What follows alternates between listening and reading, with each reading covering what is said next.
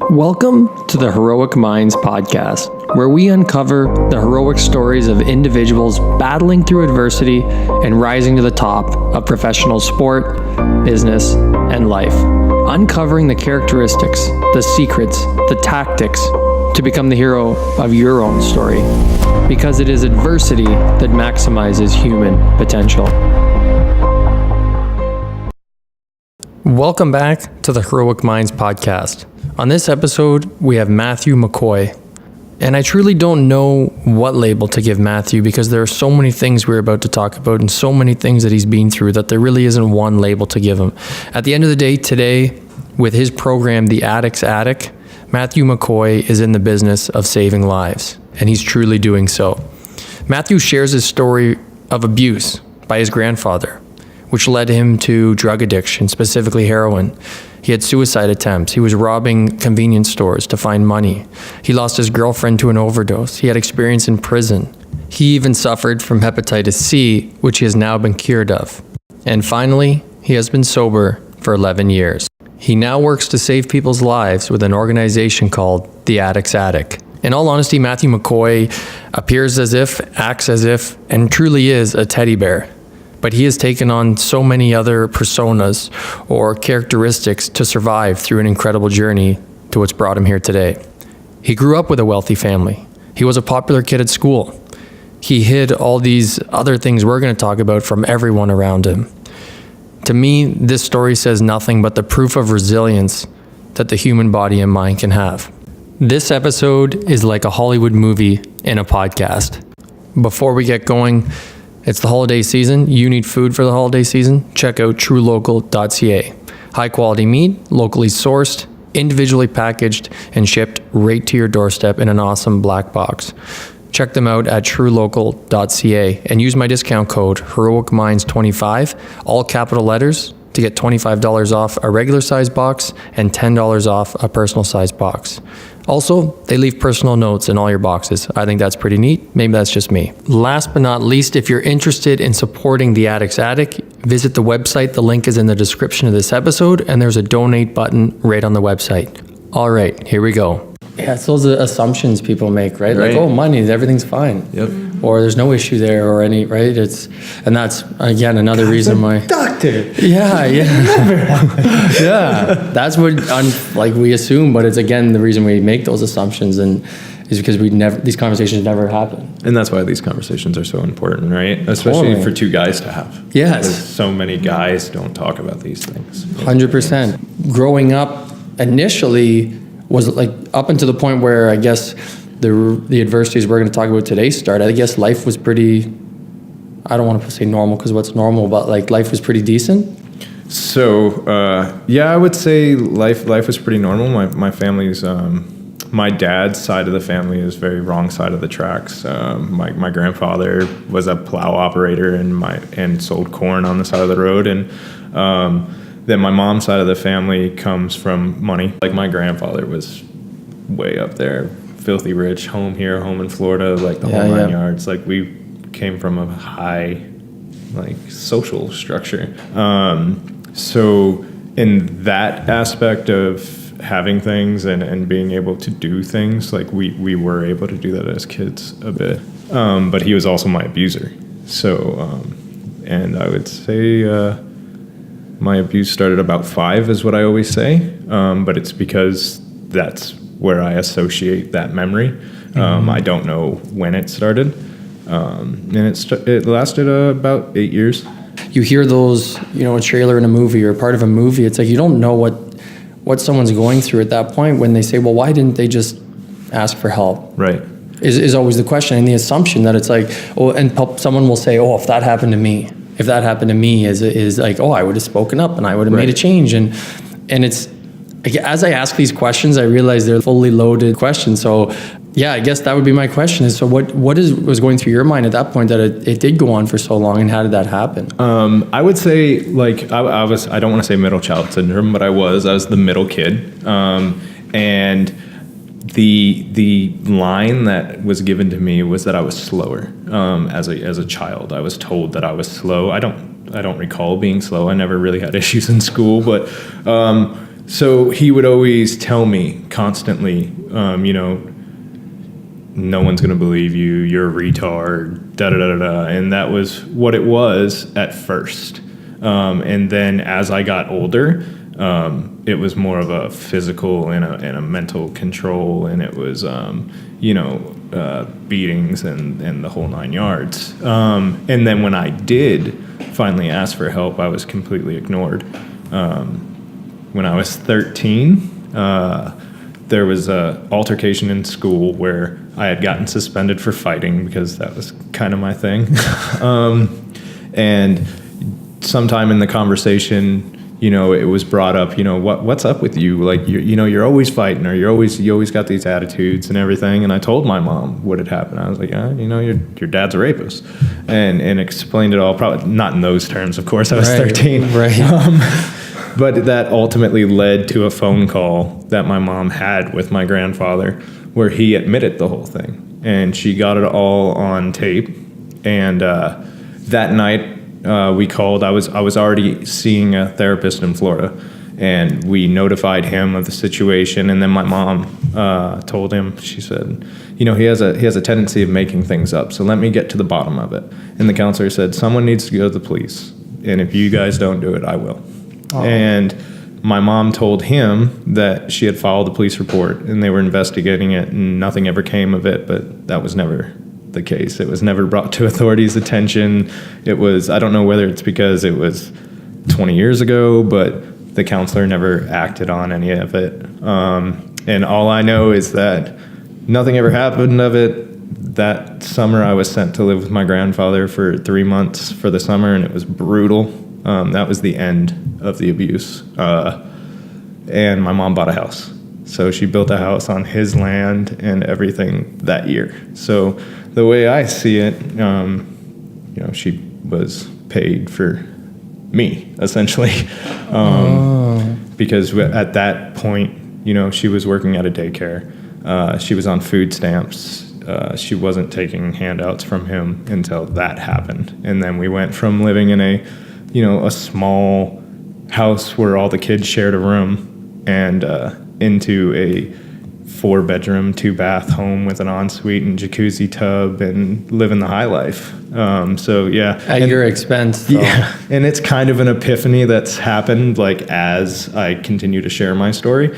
I'm opening up doors, right? And it's like, oh, well, that makes sense how that happened, Right. So it's therapeutic and to process it all as we go. Right. Well, that's what was kind of going to be my next question is, we'll continue on the story here, but are there still a bunch of unknowns? And do you think that there are things you don't understand, or have you reflected on it enough that you have a good grasp of everything that had happened? I think I have a pretty good grasp of everything that had happened. And, I say all the time that I'm very blessed to know where my, of course we'll get into it, but my latest addictions in life and stuff would come from, because, it's all coping and trauma-based and all that stuff. And I'm very blessed to have that, because some people are addicted and don't know why, or they use and don't know why. And I also know where my PTSD stuff comes from and all that good stuff. So, it's hard some days, or sometimes we'll talk, and I'm glad, I said it on the way here, I'm glad I talk things over with my wife before I go speak about them publicly, because like I said, I've fought a vast majority of my life, so I know what it's like to get rocked. And every time I open that door and I get that little epiphany, it's kind of like getting rocked back a little bit. So it's like, ooh, okay, Tara, let's talk this through, and then we'll process it out. And then it's like, okay, so that's why that happened, and that's okay. If we track back to where you left off, what was your approach to, or how did your mind go, and where did, I'm sure, anger and all these different emotions, where did they lead you at that point? Like when the abuse wasn't happening and there was that anger, I guess it went into maybe things you shouldn't have been doing? Yeah, for sure. So my rage as a kid, so it was a lot of fights at school, a lot of fights at home, whether it was verbal with my brother or physical with my brother or verbal with my mom, or, at that point, stepdad number 1 was around and he was kind of a dickhead. So yeah, he was a really abusive person towards my mother. But so I had to watch that stuff too. So a lot of anger in that house. But my substance use started as early teens. I had found an outlet of doing backyard wrestling, of all things, like in Florida. Florida? Yeah, it was a pretty big deal. Like we you can find it on YouTube. So like we had a ring and the whole 9 yards, and that was like the best part of my life. Like to this, like up until of course being married with kids and the whole 9 yards. But like, Do you have to say that now? Because she's right there. Yeah. I'm not gonna not say it. Extreme backyard wrestling forever. No, but I always, and me and those guys were still all really close, and we all say like that was collectively probably the best times that we had. And like that chunk of my life, like that's why I was able to survive through that time, was because of that outlet that I had. But once that outlet was gone, I found myself going with another crowd, and then I was, started off with the drinking, because regardless of what everybody thinks, in my opinion, drinking is the gateway drug. I mean, because we can, very few of us start with pot before we start with alcohol. Right. So I started with the drinking on the weekends and drinking at the things, and then it turned into, I was drinking, more than any underage person should be drinking, even realistically at parties and So you were how old at this point? 13, 14. Okay. And then I started smoking a bit of pot. And was the abuse still happening at this point? So the abuse, the drinking and the smoking pot, like that was at the tail end of the abuse. Okay. And then I upgraded to, I had hurt my knee and was prescribed Vicodin. So hydrocodone is what they're called in the States. I think up here the most equivalent is like hydromorphone. So I was prescribed that at an ungodly amount of pills. I think it was $240 a month. And from there, I just upgraded and graduated to, harder pills and harder stuff. And before I knew it, the prescription ran out, and I'd been on it for a few months, and my stomach was kind of hurting. And then I figured out that I was kind of addicted. But what I noticed was when I took the pills, not the one every 2 to 4 hours, but the 3 every 1 hour or whatever it was, it didn't hurt so bad mentally. I was able to deal with a lot of the stuff that I wasn't able to deal with on a normal basis. It made me just comfortably numb to like the whole situation, and I didn't have to deal with anything. And that kind of just progressed throughout my addiction. It just kind of got worse. It's always different when you hear, and I've learned this with other people I've talked with, when you hear someone else's way of wording a certain feeling, and comfortably numb is, if you take out the reasoning for it, like comfortably numb in a situation where it's terrible and there's no reason for it and there's no answers at the time, like comfortably numb almost seems like a safe place. Oh, it was for sure. Like it was an escape from my own reality, and within the reality. It wasn't a fact that reality was distorted in any way. It was just that I was able to maintain a numbness to everything around me. Like my emotions were numb. The pain was numb. Mm-hmm. So even after the pain from my knee was gone, the pain in my head was still there. So I had to numb it somehow, and I wasn't ready or able to cope with it. Right. Like to even begin picking apart that was so far beyond my scope at that time. And how long did that use of drugs as a coping mechanism last for? And I don't even know, would you even consider it a coping mechanism, or what was it in your... Oh, definitely a self-medication type deal. It was, it lasted, I got clean in 2007, so I've been clean 11 years this past October. Nice. And it went from the pills to a harder pill, and then eventually it upgraded into heroin, and I was a heroin addict until I got clean. Right. And so how long was that portion then? Because I just going like for people, so that was from 13, 14 was when the drug use started from the knee injury, and that lasted for... I got clean at 22. 22, yeah. Okay, wow. And so during the time, you also, when I heard you speak, was there was other things you started doing when the wrestling, I guess, maybe wasn't taking up your time. Yeah. It was then other activities that weren't as... Productive, maybe, is that the word? So I guess after high school. So I guess I should, if we're going to go step by step. So during this phase of my high school years, I was that kid in high school that everyone loved. I didn't have a clique. I hung out with the goth kids. I hung out with the punk kids. I hung out with the jocks. I hung out with the drama kids. It didn't matter. And I was also the kid that no one saw it coming. No one knew that I had any issues. Even now, like when I share things online and people see them, they're like, holy shit, dude. Like, how did I not know this was going on? Or like, what was, the why didn't you talk to us? Like that type of deal, that type of thing. And I was voted the senior superlatory of most outgoing senior of my class. And this was a huge high school. Like this is a school that's, I don't know, well, we're in Waterloo, so there's probably a school close to the size. But it was massive. And like I went to school with these kids, and there was kids in my graduating class that I didn't know, that I had never met. And so it was such an honor to get that. But then 6 months out of high school, I put a razor to my wrist, and no one saw it coming. And then no one talked about it. Like I still have people in my hometown that don't know that ever happened. And I forgot your question.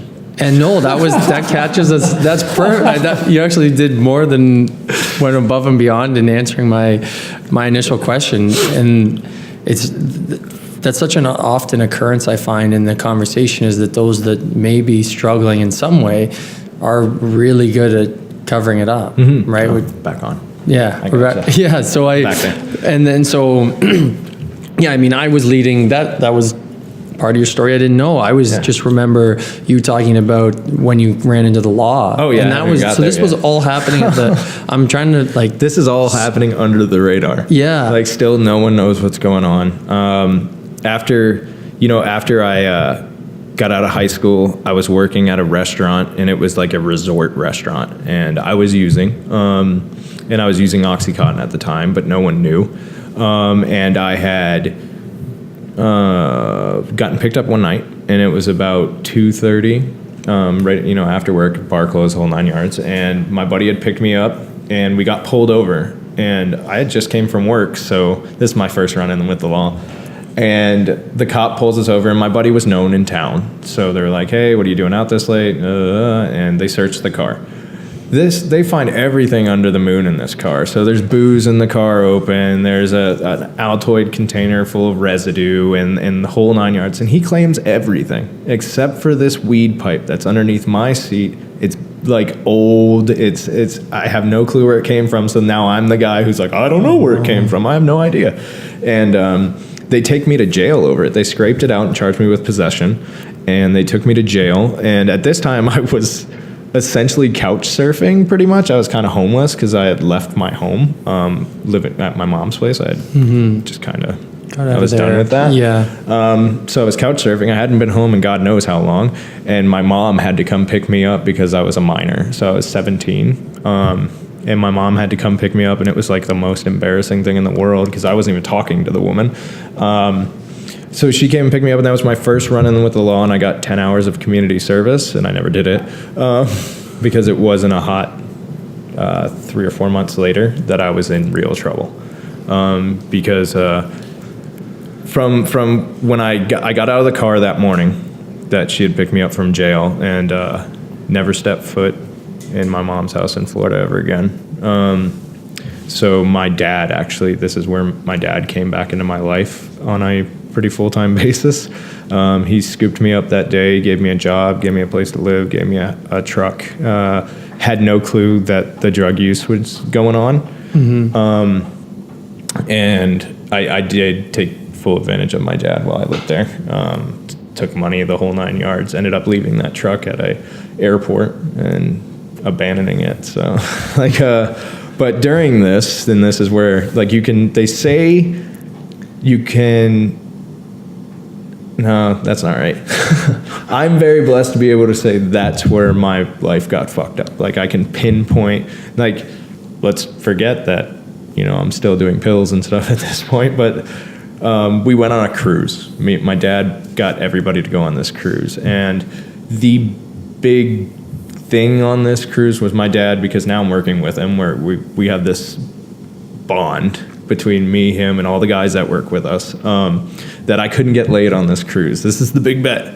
And so this is, when you say we all went on this cruise, this is you and his... So it's me, my dad, my stepmom, who I now call Ma. Oh, okay. That's my Ma. And like my aunt and uncle, like their kids, my coworker, his wife. Like it was a big trip. I think there was like 8 or 9 couples. So we go on this cruise, and Dad's big thing, and this bet turns into something stupid that started between me and my dad. Now there's a pool going between everybody at the restaurant we go to, and the whole 9 yards, and we're all joking. It's a big joke. So we go on the cruise, and it's day 1. You know, and Carnival Cruise is terrible anyway. But it's day 1. I'm single. I'm in the hot tub, and this lady comes up and gets in the hot tub, and we're talking, and she's like, "Let's go to my room and have a drink." And I was like, "Oh, okay." So I get out of the hot tub with her, and she was older than me, and we're coming around the corner of the cruise, and we bump right into my dad. And I was like, "Damn it!" And he's like, "Hey, where are you going?" And I was like, "I'm going back to her room for a drink, bud." And he says, "Where are you?" He says, "How old are you?" He asked her, and she says, "Well, I'm 36. And he says, 36? Do you know how old he is? And I had told her 24. I told her I was, yeah. And she said, 24. He said, 24. And I thought, oh, he's going to blow it for me. This is it. Cock blocking Dad, eh? And he says, "That's young, isn't it? That's real young. And you kids have fun." And we took off. And, I ended up moving in with her. I ended up abandoning the truck, running off to North Carolina, moving in with her, and then she was with me in Texas, and I committed the robberies with her. So, like, I don't blame my dad. He blames himself. He kicks himself in the ass for this all the time, and it's not his fault. It's just the way the cards fell. But it's at that moment that if he would have just said, "Hey, you know what? He's 17," or I think I might have been 18 at the time, but either way, that would have blown that out of the water. You know what I mean? Yeah. So yeah, it was from there. My life got pretty hairy. It's interesting how you can pinpoint that as one of the. It's a pivotal moment. I'm telling you. See, because I don't know, from the outside looking in, I would maybe make an assumption I shouldn't, that you could probably put that on other situations in your life too. It's interesting how that's the one. I think because of what happens after. That is because that's why it's such a big moment. Because like before this, my biggest run-in with the law was being charged with, under a gram of marijuana out of a burnt out pipe. Right. to 2 counts of armed robbery. Like that's a huge jump. And, we went out to Oklahoma. She had told me that there was some work out there. So we went out to Oklahoma and went to her grandparents' house, and it was a shit show and a half. There wasn't work at all. So I had known some people in Texas. I had an ex-girlfriend from there, and we moved. We didn't even move down there. We went down there, checked into a roadside hotel. I think it was, at this time, it was like $40 a night or something like that. And that was all the money we had. And she told me, it's your responsibility, yada, yada, yada. You have to do this, you have to do that. And kind of came up with this whole plan to, kind of cowboy it, I guess. And went to Walmart and got a BB gun and tuck it in the old waistband and went into a store. And I say it's the most Canadian moment of my life. And I know that sounds so bad when I'm talking about the robbery of a store. But I never pulled the gun at all. It was in my waistband the whole time, and I pulled up my shirt. I put a $20 bill on the counter and asked for a pack of Marlboro Light cigarettes. And he said, "Okay," and he reached back and got it. He said, "Anything else?" And I lifted up my shirt and I said, "All the money." Like, I mean, how cliche is that, right? And he immediately looked so scared, and I immediately started apologizing. I was like, "I'm so sorry. I'm just in a really bad situation, and this is all I can do, but I'm really sorry, and I don't mean to scare you, and I apologize." And I got the money and ran, and at the time, I got away with that. And the next morning, because all we got, I couldn't even tell you the amount that we got from that place. Mm-hmm. But the next morning, I tried the same thing at a hotel and was picked up like immediately after. There was a chase in the whole 9 yards. Wasn't much of a chase. It was more cops were dispersed everywhere. There was police everywhere. And I was on the highway, and the state trooper came up beside me, and it was in January. It was cold for Texas, and I was in a tank top. And he said that struck him as pretty suspicious. I'm in a tank top, and the description of the car matched, so he pulled me over, and it was all downhill from there. Wow. Sorry, go ahead. From there, I was locked up in Hunt County, Texas, and I was in there for a few months, about 6 months, and I took my case to trial because the district attorney offered me I had 2 counts, and they offered 40 years each, and in Texas, you have to do half before you come up for parole, so I'd have been there for 20 years, and said that it was a good deal, that I should take it. So I was like, you're a shitty lawyer, you're fired. Oddly enough, my grandfather, my abuser with all the cash, he paid for another attorney to come in, and we took it to trial, and we were able to beat it down. I had already told all over myself, so I wasn't getting away with it, but they had put it in the indictment that I had robbed these stores with a handgun, which is the definition was a firearm, and I didn't have a firearm. I had a BB gun, and the way the law works, you have to prove the indictment. So we were able to bust down their indictment and turn it into a simple robbery charge, and the jury ended up giving me probation. So I had deferred adjudicated probation, which meant if I did the 10 years of probation with no other charges or issues or anything like that, it would come off of my record completely. But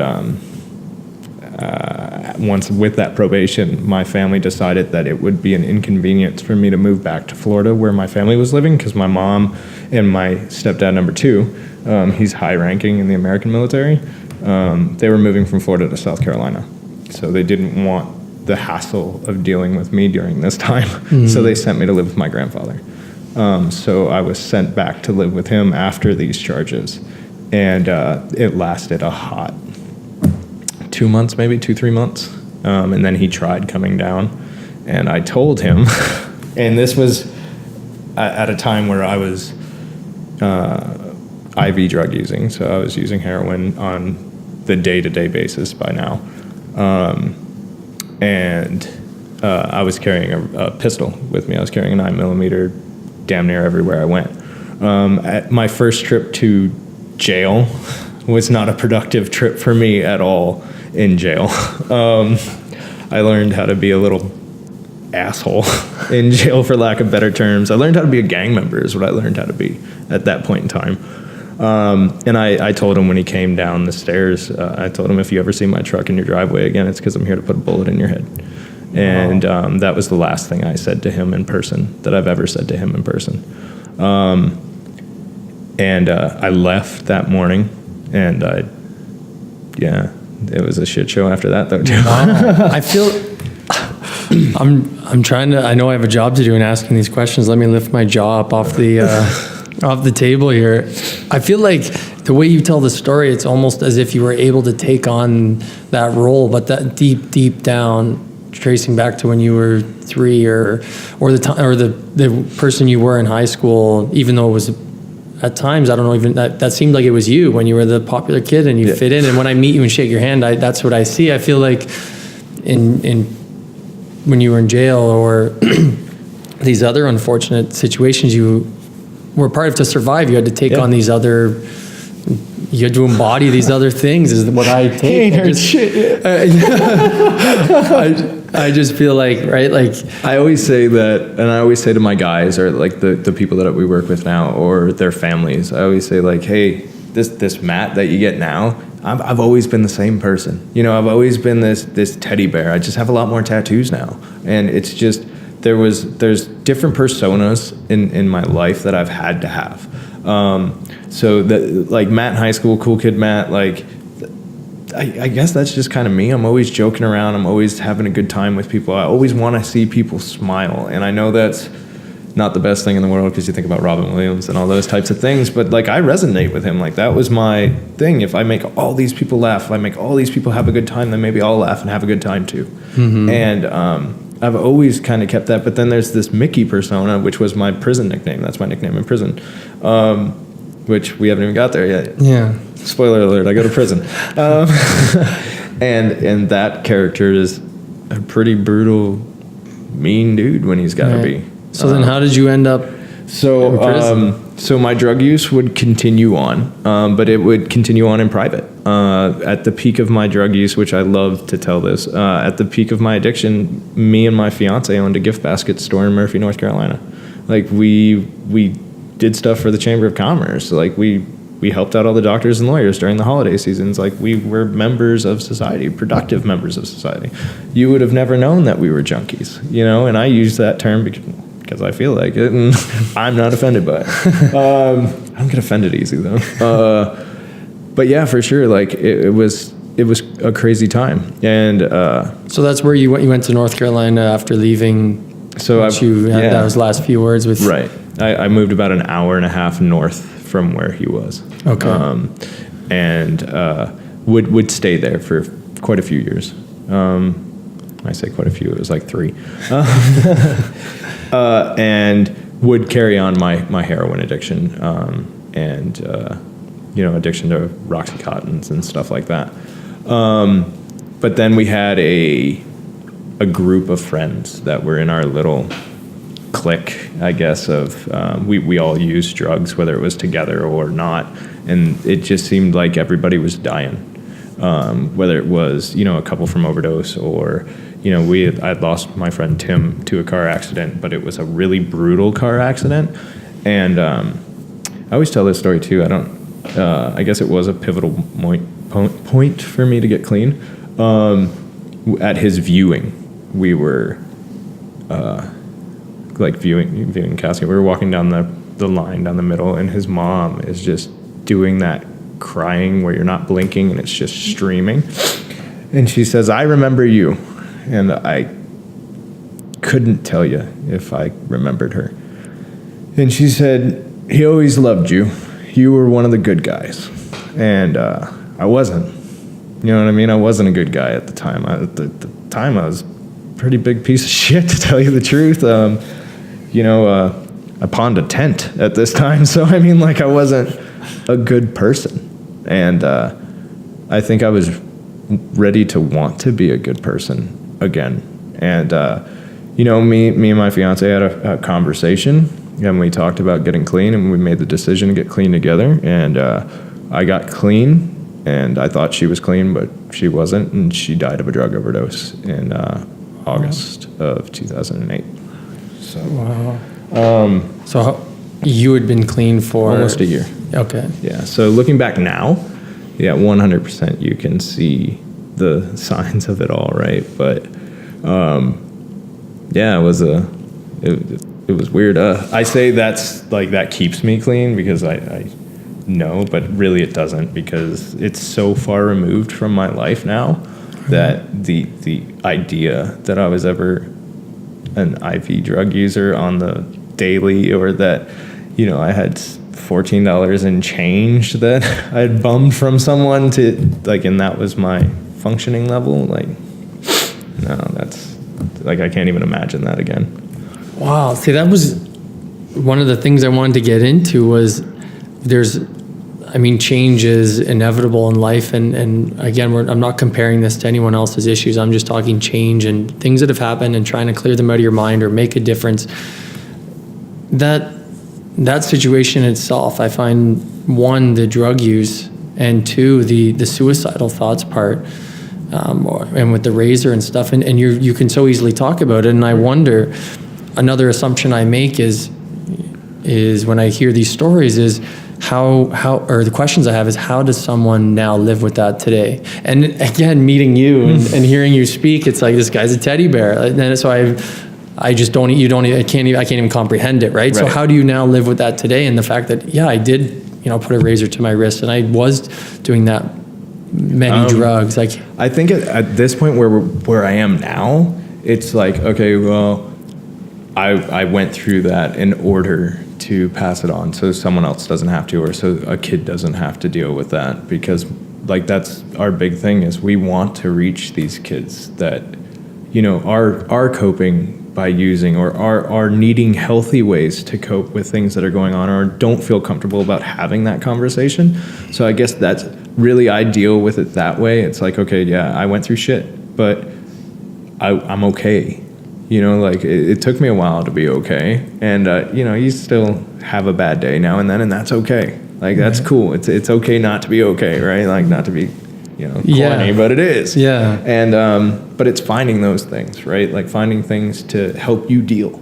And I have found those things, like aside from, you know, the speaking stuff and the, you know, doing the one-on-one stuff with peers, because that's just as important to me as it is for the people that we're working with. Mm-hmm. But I journal, and I always say like, oh, I got to get back to journaling, but I post stuff online all the time that's very like stuff that I'm going through. So it's just like that. I still journal. I just do it with a keyboard or a phone, really, because I can't use a computer. I technologically dumb, I guess. They told me I was slow. Were there ever times during, and again, another loaded question, I'm curious though, you've been sober for so long now and well put together, I would never even, I still barely believe you and the story you just told, because I'm like, no way this guy's sitting across from me went through all that. Were there ever times during the last 11 years where you've had a day where you were, you know, feelings were getting anger, sadness, whatever, and you almost had, and I don't even know if relapse is the word, or a mistake was about to be made, and you were able to walk yourself down from that? Was there ever any situations like that? Yeah, for sure. I would say I'm probably 7, 8 years, 6 years maybe removed from like my last actual craving. And but this is me. Like, if it works, work it. Like, to each their own. Like, I can honestly say, like, I don't deal with this on a day-to-day basis. Like, you hear that a lot. Like, addiction is something you're going to deal with every day for the rest of your life, no matter if you get clean. That's really bleak, and it just sounds really like your own prison. I can't tell you, honestly, the last time I thought about using. I've had using dreams, and I wake up, like, scared, like, holy shit. But no, I honestly can't tell you the last time I've ever really had a craving or feared relapse or anything like that. But yeah, well, I don't know. I've never even really thought of that. I just find it so impressive, right? I'm sure, again, maybe it's someone listening it's not drug use, or maybe it's a car accident, maybe it's something that was tough, or an issue or situation that for them, not comparing things, for them was terrible. And it's like, how do I get through that? And it seems like too, one of your ways is talking about things. Oh, for sure. You even said coming over here. Yeah, this is therapeutic. This is awesome. Yeah. Like, and we talk on the way here, and like we some people may see it as an inconvenience to drive 2 hours. You know what I mean? Like, I would rather drive 2 hours where I can't pick up my phone, where I can just have a conversation the whole way there and really use that time. And I guess that's a lot of the way that I self-care too, is by taking those drives and having those conversations and stuff like that, because they're important for me to have away from everybody else. You know what I mean? Because like, I take on so much of other people's stuff with the work that we do now, that I need to make sure I have that outlet too. And these are things that we're learning the more training I take. That's cool. That's cool. I like that. And now hearing, you know, your value of time and free time is something that I would assume has changed, or you found a new meaning in it. Has your ability to maintain or create relationships changed with everything that you've been through, from relationships with other people that, I mean, now you may not agree with, that maybe went down a different road, that didn't get clean and do all the incredible things you're doing today, to relationships at a young age with family members, different family members? Oh, for sure. So is that, I guess like, I was very recluse, I guess, as far as like really sharing myself with people. And that's only changed recently. But I think after my fiance passed away, about a year later, they violated my probation. So my probation had been violated for lack of paying fees, because I couldn't afford it. and I went back to jail, and the judge gave me 10 years in prison because I was going to be deported here. And I just really wanted to get into the prison stuff too. But a lot of how I learned a lot there. I learned about family while I was in prison. I learned about loyalty. I learned about, respect. Like, you will not find more polite group of men than the men that are locked up that stand for something. And it's a safety thing, I think, to begin with, because everything is, you're very pleased, thank you, no matter, whether you're white, black, or Hispanic down there, it's either, thank you, appreciate it, or gracias, it's one or the other, but it comes from the whole kit and caboodle, because there's that respect factor, because there's a fear factor, the slightest thing can set someone off. So building the values that I took on in there, because I was rank in a prison family. I was a sergeant at arms in there in a prison gang. So, but those, and I don't want to trash talk my own brother on here, but like those brothers that I made in there, like those brothers went to war with me in there. Like they would, like that was loyalty. And when I stepped away from all that, it was sad in a way, because I had built such strong bonds with these guys. And there's a group and not members that I was affiliated with. I actually have no relationships with any of my bros from prison. But I do have a group of friends that come from either different affiliations and different races, and or just had no affiliations at all in there. And there's a group of 4 of us that are still doing awesome things out here. We're doing really good. And I'd say, from... I'm very guarded about people that I let into my, I guess, real close inner circle, but it is growing. I'm learning slowly how to trust and build relationships and have those strong quality type friendships. But I'm learning, but she teaches me stuff. My wife teaches me lots of things, and she's opened my mind to a whole new set of things, like being a dad and all that cool stuff. Yeah. That's good stuff. But now you're helping make a difference in people's lives that are also dealing with addiction through. I'll let you give all the information, because I remember hearing it, and it's so nice hearing you explain it all. So I'll leave it over to you of what it is you're doing today. Okay, so fast forward, I was deported after my time in prison. So I did 6 years altogether, but they gave me some back time. So I think flat time, I did 4 years and a good chunk of change. I'm not a day counter with that or sobriety, to tell you the truth. I know the month, I know around the day, but so they deport me.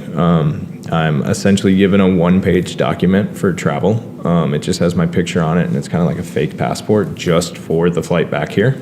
I was picked up at an immigration housing facility in Houston and came back, and once I got to Toronto, they took that one piece of ID that I had from me, and I essentially was given a fresh start here in Canada, because again, I was born in Brampton.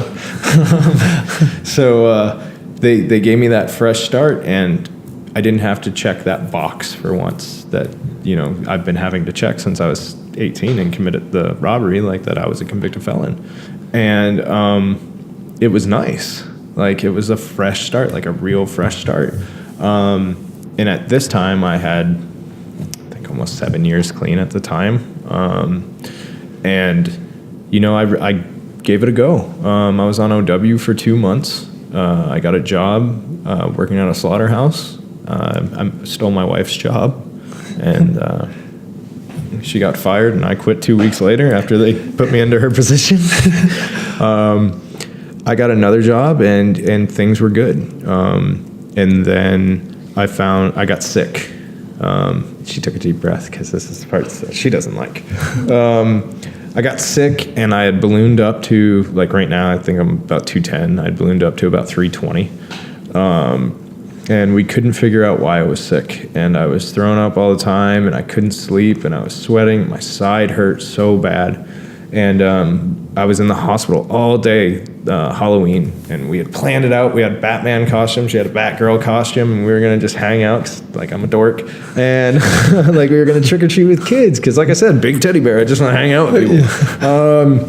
But I got sick that morning, and we went to Emerge, and we were there all day, and they were trying to get blood, and they couldn't. And of course, at this point, I'm just like, because, of course you can't get blood. I used to be an addict so long ago, because at that point, you don't want to tell people. Like, I had my fresh start. I didn't want to, which is all part of the stigma we're trying to crush now. Like, I self-stigmaed. Like, I didn't want people knowing my past. And anyway, they finally get a vein, and when they hit the vein, blood came out on the nurse. And she said, well, I hope you don't have hepatitis. And she walked away. And she came back like an hour and a half later with her head hung low and just apologized because I had hepatitis C.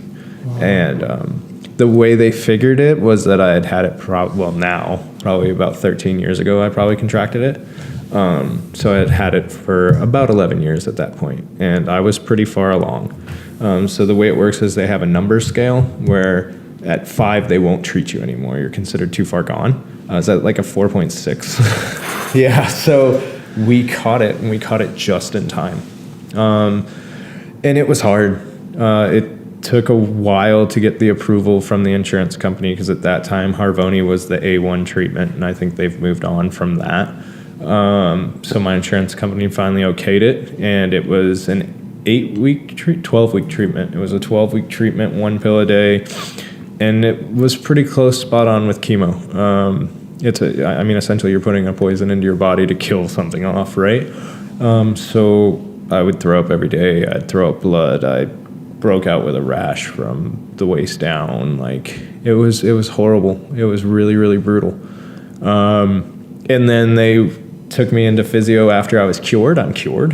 Haha, sucker, hepatitis C, can't kill me. So I'm cured now. But when we went into physio, they realized that the rest of me is no good too. So I have 4 tears in total. I have 2 in each shoulder. I just had 1 completely redone.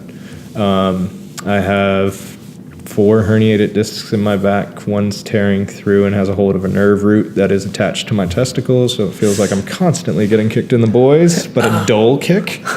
It's it's one of those, like, you get flipped and then, like, the comeback after you think it's gone away, it's like that all the time.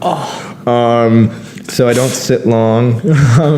And then my spinal column has actually narrowed, so it's touching all the nerve roots in my neck. So if you ever notice, I can only go so far, and that's it. So we're waiting to hear back from surgeons and stuff. We did find an awesome surgeon for my shoulder, Dr. Robin Richards in Toronto. There's your plug. He was awesome. He did the surgery with as little anesthesia as they could possibly do, so I didn't have the high drunk feeling afterwards.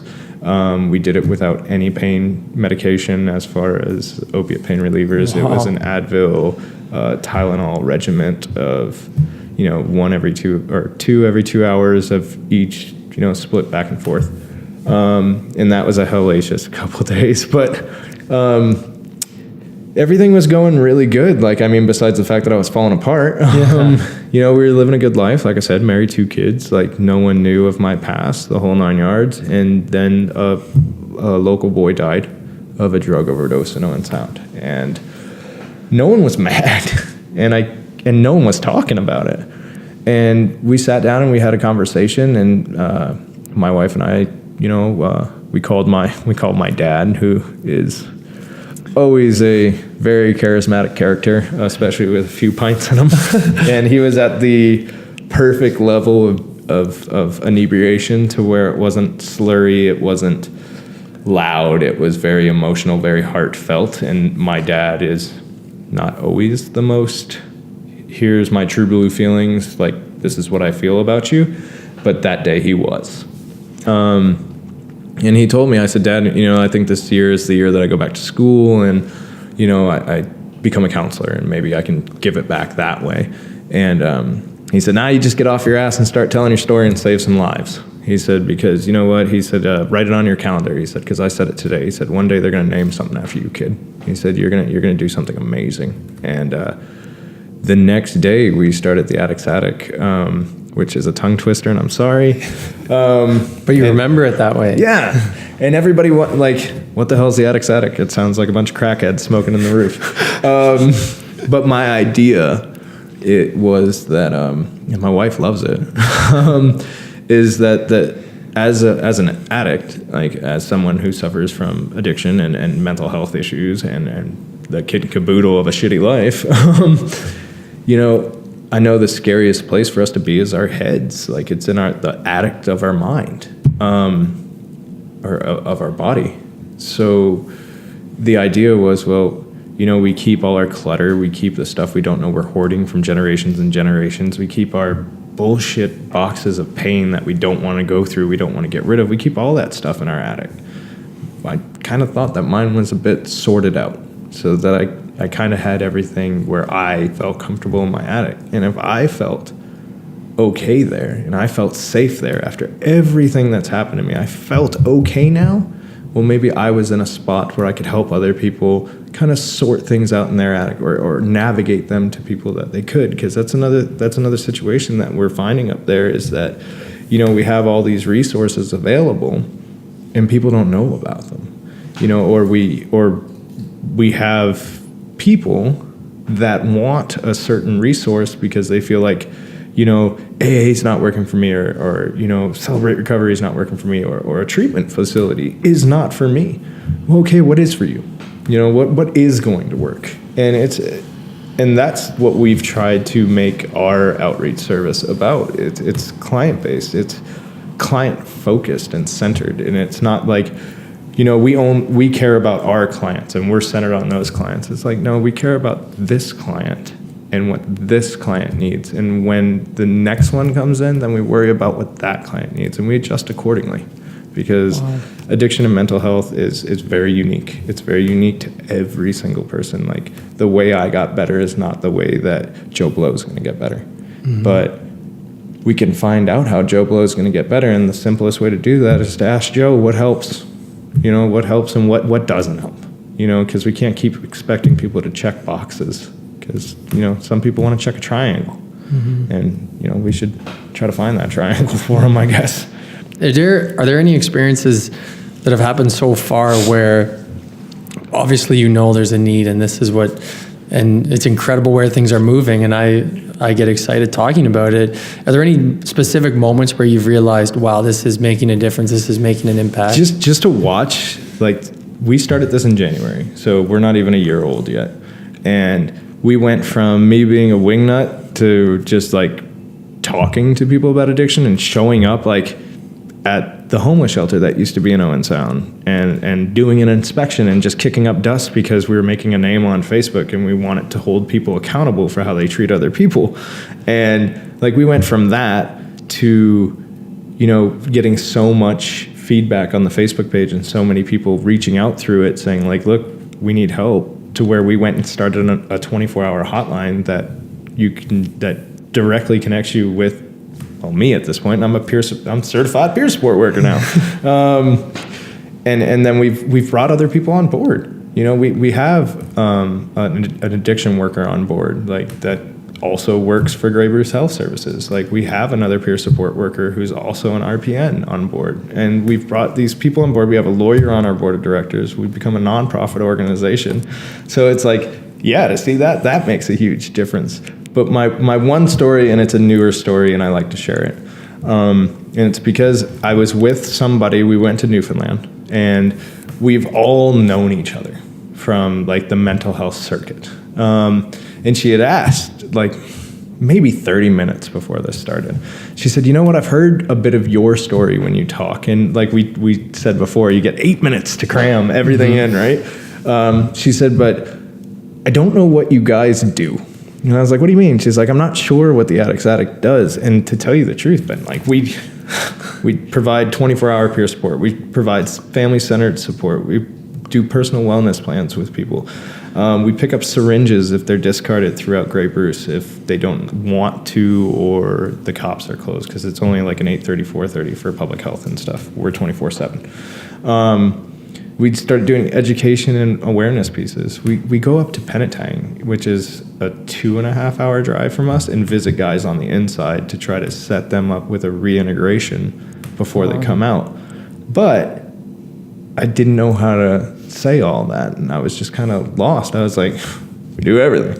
And then, but we went to a lunch that day, and it was a lunch for people with life experiences. And in Newfoundland, it was for the Canadian Suicide Prevention Conference. So it's CASC.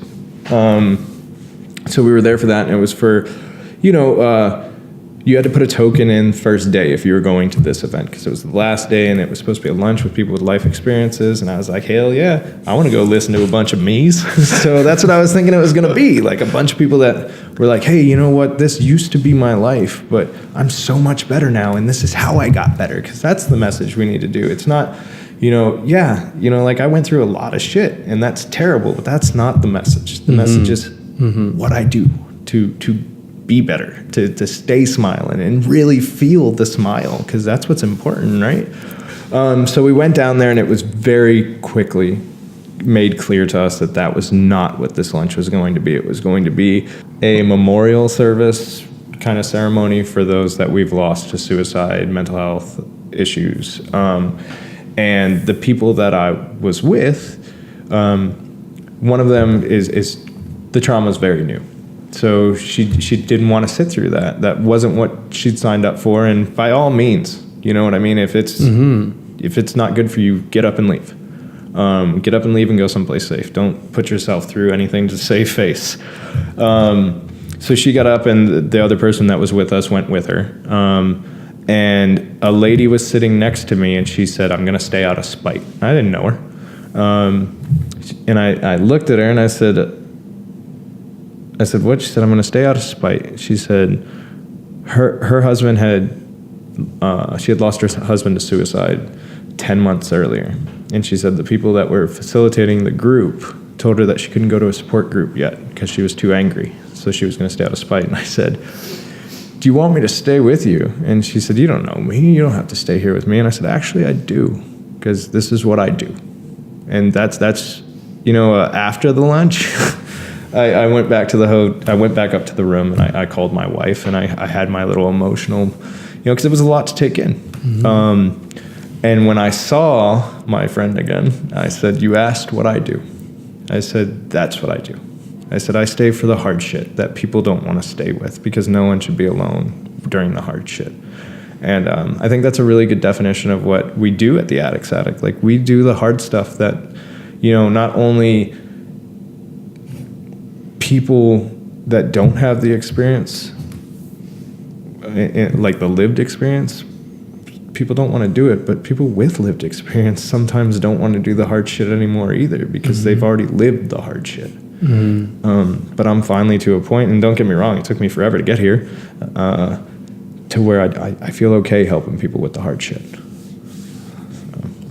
Reliving The conversations all the time, and you're at a point where you're okay with that. And that's kind of like the overarching message is that one human that would even consider himself a teddy bear has been through all of this, can now relive it on a day-to-day basis in service to other people. Right. And I just find the fact that you can do that is hard to put into words, and it's so selfless and is totally, I think, from start to finish, this entire conversation is everything I try to share when I speak of people I talk with, of look at what we can do as people. Yeah, like, sure. And the other thing too, at the end of the day, I always say that we have the abilities within us to overcome all these different obstacles. And I'm not saying I'm a hero in any stretch. I'm saying everyone else is. Like, you did this.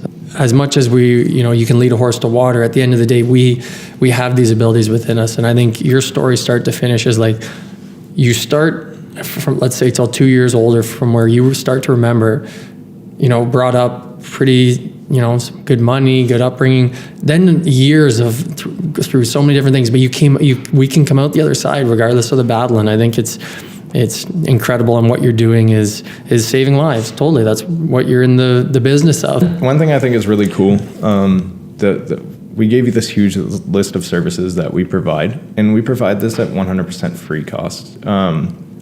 I realize that people have to make a living, and I get that, and I'm just kind of wrapping my head around that now. But we never wanted people to say, well, no, people say it. The hardest thing we face is people always saying there's not enough money. There's not enough money in the budget. We don't have enough staff. We don't have this. We started this thing. We had $300 in our bank account. Things have not improved much, let me tell you. We don't get paid wages. It's 100%. Everything's run by volunteers. Our organization is ran off of donations from the community, which really, like I told you on the way up here, we haven't even had a night yet. Like, we've been doing this thing for a year out of our pocket. We've received funding for training and stuff. Thank you, Kendra Fisher and Mentally Fit. You know, like, it doesn't cost a penny to have a conversation with somebody. And I think that's the biggest message that we really want to, you know, pass on. Like, you know, you want to help somebody, just listen, just say, hi, how you doing? And actually mean, how you doing? And listen to how the person is feeling. Because sometimes you might be the only person who asked them that day how they're doing. And, you know, you might reach the one person that just needed to hear something from someone that day. So helping people is free. It's just doing it. That's the costly part, I guess. The work of getting up and actually making a difference and doing it. If you can, do it. Amazing. Well, I, again, can't thank you enough. I look forward to, literally felt like I was in a movie, that whole conversation. So I thank you for what you do, and the values that you're showing and then sharing with others is unbelievable. I appreciate the opportunity. And there we have it, an incredible journey. My biggest takeaway from this episode is, whether it was right or wrong, every decision Matthew made in his journey is just look what the human body and mind can go through. Look at what it can endure, and then come out the other side at the end of the tunnel. And I'm not saying compare stories, compare your story or your journey to his by any stretch. I'm just saying there's an example of what the human body and mind can take on. And it is true. When I first met Matt and didn't know his story, I thought, this guy's awesome. What a teddy bear this guy is. And then you hear his story and you think, no way that guy went through that. And it's true. He's an incredible guy. He just has a few more tattoos now. So it's an amazing journey. And today he's doing amazing work. So if you want to support him and the Addicts Attic, you can do so with the link in the description of this episode. That is the Addicts Attic. That brings us to the end of another Heroic Minds podcast. I'm Ben Finelli. We'll talk again soon.